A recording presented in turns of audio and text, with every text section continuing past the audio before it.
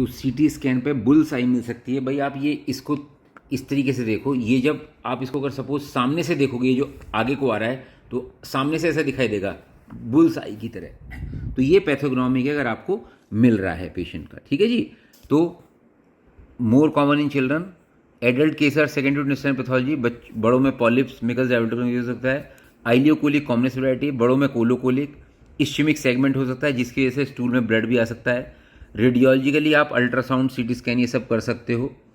Adults में surgery की जरूरत पड़ती है, बाकी वैसे भी हो जाता है। अब इसके थोड़े से क्लिनिकल फीचर्स देखो ऑफ इंटरसेप्शन, ये अगले पेज पे दे रखा है। The classical presentation of intussusception is with episodes of screaming and drawing up of legs in previously well male infant. पैर अपनी तरफ इंड्रॉ कर लेगा। The attacks last for a few minutes and recur repeatedly. During attacks, the child appears pale. Between episodes, he may be listless. Vomiting may or may not occur, but becomes conspicuous and bile stained with the time. Initially, the passage of stool may be normal, whereas later blood and mucus are evacuated. The red current jelly stool. Blood जब इश्चीमिया हो जाएगा उसके बाद आना शुरू होता है। ये देखो इश्चीमिया पड़ा हुआ है बाउल का। Whenever possible, examination should be undertaken between episodes of colic without disturbing the child. Classically, the abdomen is not initially distended. A lump that hardens on palpation may be discerned, but this is present in only 60% of cases. ये रहा sausage-shaped lump, concavity towards the umbilicus. The physical signs as recorded by Hamilton Bailey in a typical case of infancy. ये देखे तो ऐसा दिखाई देता है।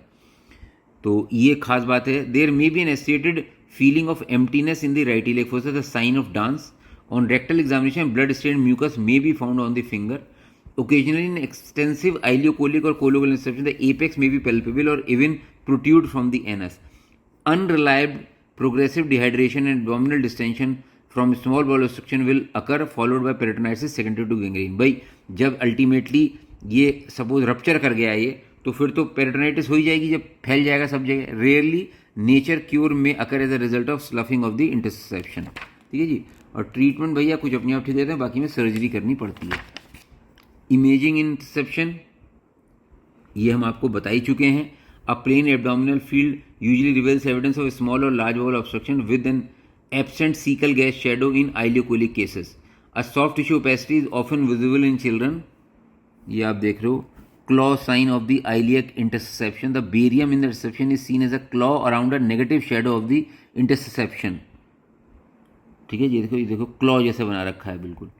The characteristic feature of CT scan include a target और sausage shape soft tissue mass with a layer affecting mesenteric vessels. तो ये सब बातें मैं आपको बता चुका हूँ, इसके बारे में आप